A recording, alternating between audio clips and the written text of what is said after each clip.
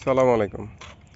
আসলে আপনি যে কাজই করেন না কেন, ছোট হোক বড় হোক, প্রত্যেকটা কাজের আগে সুষ্ঠু পরিকল্পনা খুবই দরকার এবং প্রয়োজনীয়। পরিকল্পনা কাজকে সহজ করে এবং নিজেকে নিরাপদ রাখতে সহায়তা করে।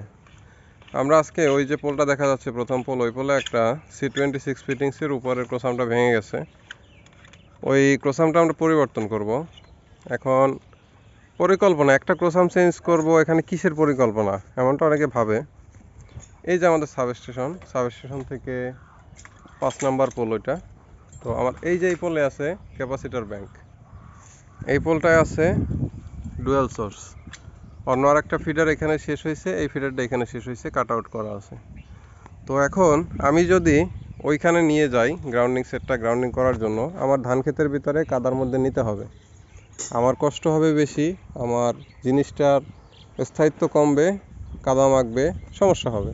ওইখানে কাজ করতেও আমার পরিবেশগতভাবে একটু সমস্যা হবে। ওই পোলটায় যদি গ্রাউন্ডিং করি, ওখানে ক্যাপাসিটর ব্যাংক আছে, ক্যাপাসিটর ব্যাংক তো ডিসচার্জ না করে কাজ করাই ঠিক না, গ্রাউন্ডিং করতে হবে। ওইখানে করলে এইখানে আমার ডুয়াল সোর্সটা থেকে যাচ্ছে। ডুয়াল সোর্সটা থেকে যাওয়া মানে যদি ফেজ সিকোয়েন্স ঠিক থাকে, কাট আউট শর্ট থাকলে একটা ফিডার বন্ধ থাকা অবস্থায় পাওয়ার চলে যেতে পারে। পক্ষান্তরে এই খুঁটিতে আমরা কাজ করব। তারে টানা হেঁচড়া লাগলে এখানে ক্রোসাম ভেঙে যাইতে পারে, যে কোনো সমস্যা হতে পারে। তো এই জন্য ওইখানে না নিয়ে আমরা এই খুঁটিতে গ্রাউন্ডিংটা করব, এই সাইডে। এখানে গ্রাউন্ডিং করলে ওইখানে কাজ করব নিয়ম অনুযায়ী। আমার যেখানে কাজ করব তার সোর্সে আমার গ্রাউন্ডিং করা হয়ে যাচ্ছে। এখন আমরা এই ফিডারটাও শাটডাউন নিয়ে নিছি। এখানে এই ফিডারটা 6 নম্বর ফিডার শাটডাউন নিছি, আর 5 নম্বরে আমরা কাজ করব। আমাদের এই যে grounding set total complete ready, নিচে স্পাইক দিয়ে দিয়েছি।